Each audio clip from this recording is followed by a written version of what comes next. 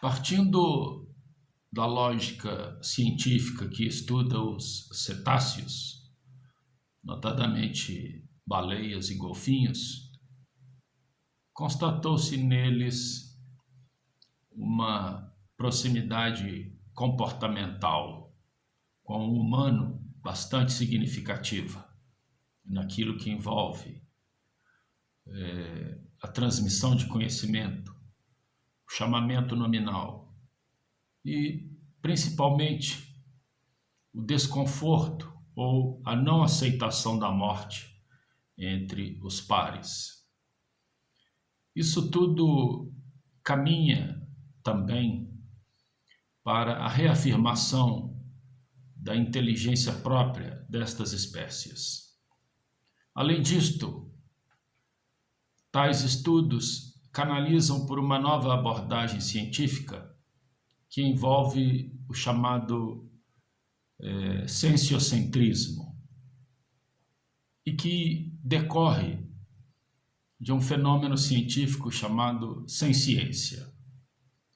Senciência é a atribuição a alguns seres vivos de se relacionarem com o meio ambiente a partir de uma sensibilidade e consciência próprias, ou seja, a capacidade de sentir e de sofrer e de ser alvo, portanto, da crueldade.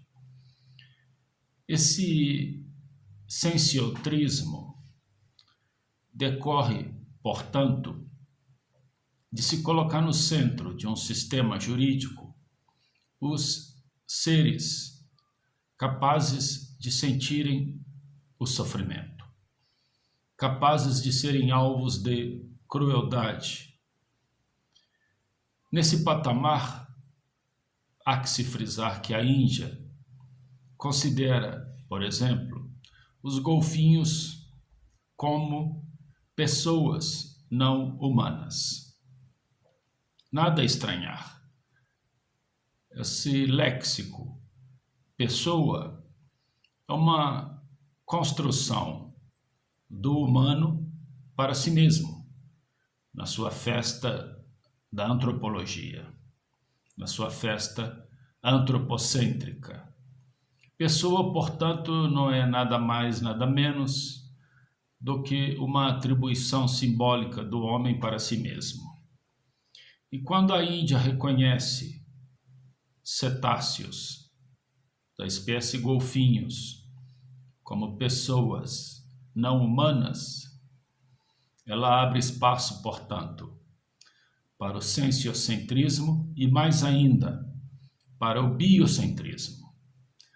Esse biocentrismo coloca em xeque a própria estrutura do Estado, que é algo feito para causar crueldade.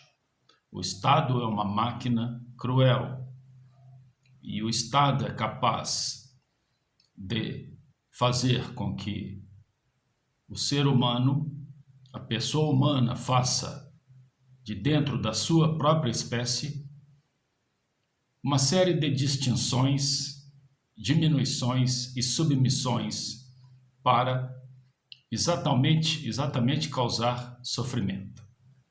Ora, retomando a questão dos cetáceos e da abordagem do sensiocentrismo, há que se verificar, portanto, uma nova modalidade de enxergar a democracia, porque dentro dela há que se comportar, há que se inserir a pessoa humana e a pessoa não humana.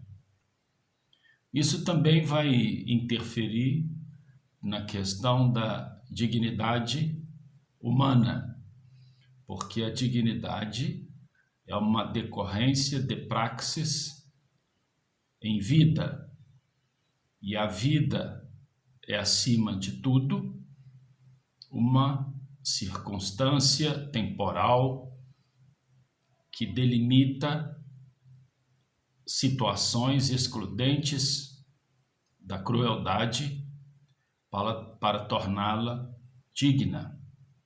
Vida digna, portanto, com o auxílio das pessoas não humanas, vão contribuir para a reformulação do conceito de dignidade, porque ela vai abordar a ideia de dignidade humana e não humana. Essa análise se estende ainda ao princípio da igualdade, ao princípio da fraternidade, ao princípio da fraternidade naquilo que podemos chegar a uma ideia de justiça. Justiça fraterna, dentro do biocentrismo, deve ser reanalisada a partir das suas novas pretensões. O que pretende uma justiça fraterna a partir de uma ideia biocêntrica? Se essa justiça busca a eliminação de todas as formas de crueldade, estaríamos caminhando em direção ao fechamento de um grande número de sistemas penitenciários e o acolhimento de um grande número de pessoas humanas depositadas em via pública à mercê do tempo da sua existência. Enfim, o biocentrismo abre uma nova perspectiva de justiça, de Estado, de fraternidade e liberdade e, acima de tudo, de dignidade humana. Quando se discute o fim do Estado, seguramente o biocentrismo dará uma forte contribuição para essa ideia.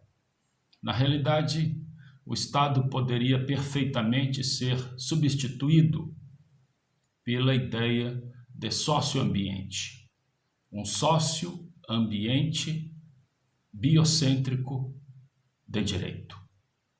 Isso realmente talvez colocaria as pessoas, não só humanas, mas as pessoas dentro do patamar que a vida em sociedade, em irmandade, faz a elas serem merecedoras.